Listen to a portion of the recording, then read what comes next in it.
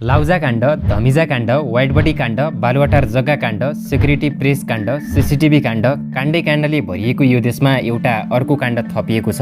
त्यो हो नक्कली भुटानी शरणार्थी काण्ड। अहिले नेपालको सोसियल मिडिया हेर्ने हो भने यही कुराले भरिएको छ। दिनदिनै नयाँ रहस्यहरू आइरहेका छन्। एकपछि अर्को भिभिआइपी प्रहरीको खोरमा पुगिरहेको छ। नेपालका टप लेभलका ब्युरोक्र्याट्सहरू र मन्त्रीहरू नै यसमा सुर्लुम्म डुबेका छन्। आजको यस भिडियोमा हामी भुटानी शरणार्थीको इतिहासदेखि नक्कली भुटानी शरणार्थीको वर्तमान अवस्थासम्म जान्ने कोसिस गर्नेछौँ। Nepal is in the headlines for an alleged Bhutanese refugee scam. It's being called the fake Bhutanese refugee scam and it's denting the image of Nepal. Nepali नागरिकलाई शरणार्थी बनाएर बिक्री गर्ने गिरोहको विस्तारै पर्दाफास हुँदै गएको छ। भुटान सरकार माटो दे। नक्कली भुटानी शरणार्थीहरूको विषयमा चर्चा गर्नुभन्दा अगाडि भुटानी शरणार्थी को हुन् र उनीहरूले नेपालमा कसरी प्रवेश गरे यो कुरा जान्न जरुरी छ। भुटानी शरणार्थीहरू भुटानबाट लखेटिएका नेपाली मूलका मानिसहरूको एक समूह हो जुन सन् 1990 देखि पूर्वी नेपालका झापा र मोरङ जिल्लाका विभिन्न क्याम्पहरूमा बसोबास गर्दै आइरहेका छन्। अझ इतिहासतिर फर्कने हो भने तत्कालीन भुटानी राजा जाब्रुङ न्याम्ग्याल र गोर्खाका राजा राम शाहबीच सन् 1624 मा ताम्रापत्रमा हस्ताक्षर गरेर 41 नेपाली परिवार भुटान लैजाने सम्झौता भएको थियो। यो सम्झौता अनुसार नेपाली भाषीलाई त्यहाँको पहिचान वा नागरिकता दिने भनेर पनि सम्झौता गरिएको थियो। दिनहरू बित्दै गए, नेपाली भाषीहरूको पपुलेसनमा पनि वृद्धि हुँदै गयो। सरकारी क्षेत्र, ट्रेड, बिजनेस, एग्रिकल्चरमा पनि नेपाली भाषीहरूको इन्फ्लुएन्स बढ्दै गइरहेको थियो र भुटानले सन् 1988 मा सेन्सस गर्यो जसमा नेपाली भाषीको जनसङ्ख्या 40% पुगिसकेको भनिएको थियो। अर्को कुरा, भुटानमा मुख्य गरी दुई प्रकारका समुदाय थिए, एक लोसम्पा र अर्को ड्रुक। लोसम्पा नेपाली भाषीले भनिन्थ्यो भने ड्रुक त्यहाँको रैथाने भाषीले भनिन्थ्यो। नेपाली भाषीको जनसङ्ख्या बढ्दै गएको देखेर त्यहाँका राजा र दरबारीहरू आत्तिए। त्यही समयमा नेपालमा पञ्चायत विरुद्धको आन्दोलन चर्किँदै थियो। भुटानका राजालाई डर थियो कि आफ्नो शासन विरुद्ध नेपाली भाषीहरूले आन्दोलन गर्न सक्छन्। त्यसकारण सन् 1990 को दशकमा नेपाली भाषीप्रतिको व्यवहार फेरिन थाल्यो। भुटानी राजा र उनका दरबारियाहरूले एक भाषा एक संस्कृति नीतिको नाममा जोङ्खा भाषा लान्न सुरु गरे। नेपाली भाषा र संस्कृतिमाथि प्रतिबन्ध लगाइयो। नेपाली भाषाका पुस्तक र सांस्कृतिक वेशभूषाहरू जलाइयो। यति मात्र होइन, स्कुल र अस्पताल लगायतका क्षेत्रमा पनि नेपाली भाषीलाई प्रतिबन्ध लगाइयो। आन्दोलन दमन गर्ने क्रममा मर्डर, रेप, मेन्टल टर्चर आदि दिन थालियो। बन्दुकको आडमा नेपाली भाषीलाई देश छोड्न बाध्य पारियो र अन्त्यमा केही सिप नलागेपछि नेपाली भाषीहरू इन्डिया पसे। तर इन्डियाले शरण दिन मानेन र नेपाल पठाइदियो। यसरी भुटानी शरणार्थीहरू नेपाल प्रवेश गरेका थिए अनि नेपालले बाध्य भएर झापा र मोरङमा उनीहरूलाई शरण दियो। यीमध्ये धेरै भुटानी रिफ्युजीहरू आफ्नै देश फर्किन चाहन्थे, तर भुटान र नेपालको वार्ता भने निरन्तर असफल हुँदै गइरहेको थियो। अब 1 लाख भन्दा बढी रिफ्युजीहरूलाई न त नेपालले नागरिकता दिन सक्थ्यो न त उनीहरूका आधारभूत आवश्यकता नै पूरा गर्न सक्थ्यो। त्यसैले भुटानी रिफ्युजी व्यवस्थापनका लागि नेपालले युएनको निकाय UNHCR सँग सहयोग माग्यो र पहिलो चरणमा 1,13,307 जना भुटानी शरणार्थीहरू अमेरिका, अस्ट्रेलिया, युरोप लगायतका देशहरूमा रिसेटलमेन्ट भए। UNHCR का अनुसार अब नेपालमा 3,050 जना मात्रै भुटानी रिफ्युजीहरू बाँकी छन् भन्ने थियो, तर नेपाल सरकारले पनि यो सङ्ख्या 6,365 जना भएको अनुमान गर्यो।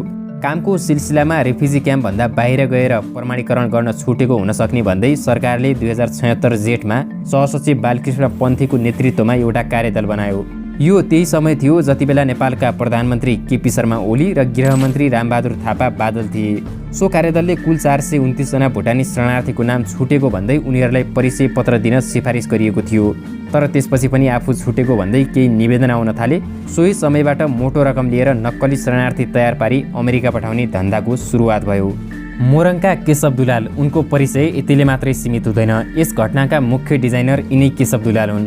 दुलाल नेपाली काङ्ग्रेसकी नेत्री सुजाता कोइराला परराष्ट्र मन्त्री हुँदा उनको सचिवालयमा काम गरेका थिए। यसबाट उनलाई राम्रै ज्ञान थियो कि नेपालीलाई नक्कली शरणार्थी बनाएर कसरी अमेरिका पठाउने र उनीहरूबाट कसरी मोटो रकम वसुल्ने भनेर। अब उनले योजना बनाए। हुने खाने नेपालीलाई अमेरिकी सपना बाँड्न थाले, त्यो पनि भुटानी शरणार्थीको नाममा। उनी एक्लैबाट यो कुरा सम्भव थिएन। मन्त्रीदेखि सचिवसम्म हातमा लिनुपर्ने थियो। त्यसकारण उनी आफ्नो पार्टनर खोज्न थाले र भेट भयो ललितपुरका सानु भण्डारीसँग। व्यक्तिगत सम्बन्ध राम्रो भएका कारण सानु भण्डारीले एमालेका सचिव टोपबहादुर राईमाझीलाई यो योजना सुनाए। मोटो रकम आउने भएपछि टोपबहादुरले नाइ भन्न सकेनन् र ग्रिन सिग्नल दिए। उनी यो योजनाका तेस्रो पात्र थिए। अब योजना बमोजिम टोपबहादुर राईमाझीले तत्कालीन गृहमन्त्री रामबहादुर थापाका सुरक्षा सल्लाहकार डाक्टर इन्द्रजित राईसँग यो कुरा राखे र इन्द्रजित राईले यो कुरा गृहमन्त्री थापासँग राखे। उनले पनि यो काम अगाडि बढाउन ग्रिन सिग्नल दिए। केशव दुलाल, सानु भण्डारी र टोपबहादुर राईमाझीको योजनामा इन्द्रजित राई सहमत भएपछि नक्कली शरणार्थी बनाउने धन्दाको आर्थिक पाटो सुरु भयो। नक्कली शरणार्थी बनाएर अमेरिका पठाउने धन्दाको लागि अब पैसा तिर्न सक्ने नक्कली शरणार्थीको खोजी सुरु भयो। पूर्वतर्फका ग्राहक खोज्नका लागि मोरङको शनिश्चरी नगरपालिकाका तत्कालीन वडा अध्यक्ष सागर राई र पाँचथरका टङ्क गुरुङलाई जिम्मेवारी दियो। त्यस्तै पश्चिमतर्फका ग्राहक खोज्नका लागि दाङका सन्देश शर्मालाई जिम्मेवारी तोकियो। त्यसपछि यी तीनैजनाले ग्राहक खोज्न सुरु गर्छन् र उनीहरूबाट किस्ता किस्तामा 5 देखि 50 लाखसम्म उठाउँछन्। यसपछि सरकारी संयन्त्रको प्रयोग गरी नक्कली तथा सक्कली डकुमेन्ट, स्ट्याम्प लगायतका कुराको बन्दोबस्त हुन्छ। यहाँसम्म आइपुग्दा यो काम योजना अनुसार नै भइरहेको थियो। तर यसै बीचमा यस्तो घटना घट्यो जुन घटना यी ठगहरूले कल्पना समेत गरेका थिएनन्। अदालतमा मुद्दा पर्यो। एमाले र माओवादीको कार्यगत एकता भङ्ग भयो। तत्कालीन गृहमन्त्री रामबहादुर थापा, टोपबहादुर राईमाझी लगायतका नेताहरू माओवादी छोडेर एमालेमा सामेल भए। परिणामस्वरूप उनले गृहमन्त्रीको रूपमा निरन्तरता पाइरहे। यहाँसम्म आइपुग्दा यी ठगहरूले 33 करोडभन्दा बढी रकम उठाइसकेका थिए। तर गिरोहले चाहेको र बनाएको योजना अनुसार समयमै काम हुन सकेको थिएन। एमाले र माओवादीलाई अदालतले छुट्याइदिएपछि सरकार अस्थिर बन्यो। प्रधानमन्त्री रहेका एमाले अध्यक्ष ओली पश्चगमनमा गएको भन्दै माओवादी केन्द्रले काङ्ग्रेसलाई साथ दियो र केपी ओलीलाई दिएको विश्वासको मत फिर्ता लियो। तर ओलीले सरकार छोडेनन्, बरु संसद नै विघटन गरिदिए।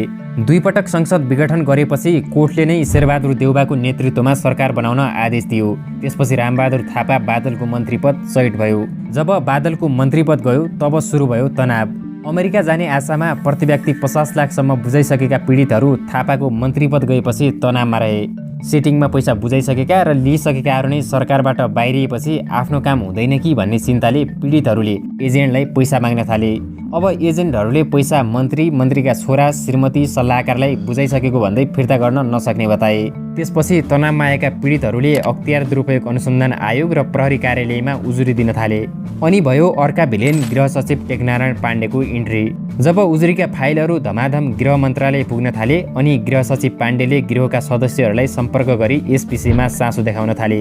गृहका सदस्यहरू केशव दुलाल र सानु भण्डारीले पहिलेका मन्त्री, सल्लाहकार तथा एमालेका नेताहरूले पैसा बुझेको तर काम हुन नसकेको भन्दै काम भएमा बरु अहिलेका सचिव र मन्त्रीलाई समेत पैसा दिने आश्वासन दिए। यहाँसम्म आइपुग्दा नयाँ सरकार बनिसकेको थियो र उक्त सरकारका गृहमन्त्री थिए नेपाली काङ्ग्रेसका नेता बालकृष्ण खाँड।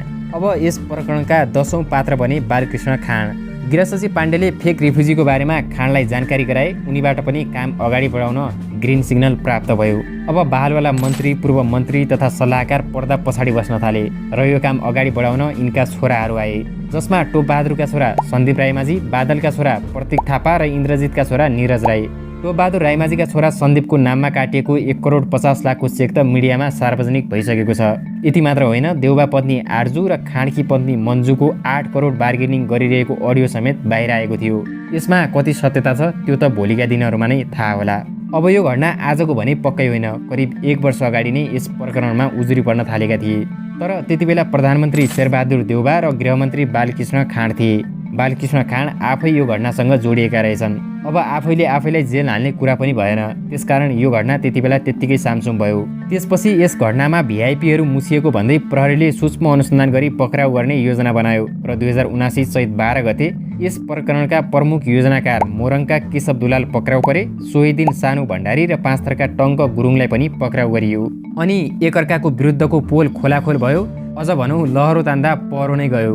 अहिलेसम्म नेपाल प्रहरीले 15 जना पक्राउ गरिसकेको छ र यो सङ्ख्या अझै बढ्न सक्ने अनुमान गर्न सकिन्छ। र 2 जना फरारको सूचीमा छन् बादलका छोरा प्रतीक र इन्द्रजितका छोरा निरज राई। हालसम्म 153 जनाले उजुरी गरेका छन् भने उनीहरूबाट 33 करोड रुपियाँ भन्दा बढी उठेको तथ्य बाहिर आएको छ। उजुरी नगरेका करिब 800 जनाबाट उठाएको रकम समेत जोड्दा यो ठगी अरबौं हुन जान्छ। अहिलेसम्म पक्राउ परेकालाई 8 प्रकारका मुद्दा चलाउने प्रहरीले तयारी गरेको छ भने केही व्यक्तिहरूले आफू यस घटनामा नजोडिएको भन्दै विज्ञप्ति र संसदमा भाषण गरिरहेका छन्। कतिपयले त बादल र टोपबहादुरको नाम जोडिएको हुनाले माओवादीले बदला लिएको समेत आरोप लगाइरहेका छन्। पार्टी फुटाउने र भ्रष्टाचार विरुद्ध केही गर्ने योभन्दा सुनौलो मौका सायदै आउला। त्यही भएर होला प्रचण्ड सरकार यसमा लागि परेको देखिन्छ। भनिन्छ नि घुस लिने र दिने दुवै देशका शत्रु हुन्। त्यसकारण नक्कली शरणार्थी बनेर अमेरिका जान खोज्ने नेपालीलाई पनि कारबाहीको दायरामा ल्याउन जरुरी छ। यति भन्दै गर्दा वास्तविक शरणार्थीका समस्या समाधानमा पनि नेपाल सरकारको ध्यान जाओस्।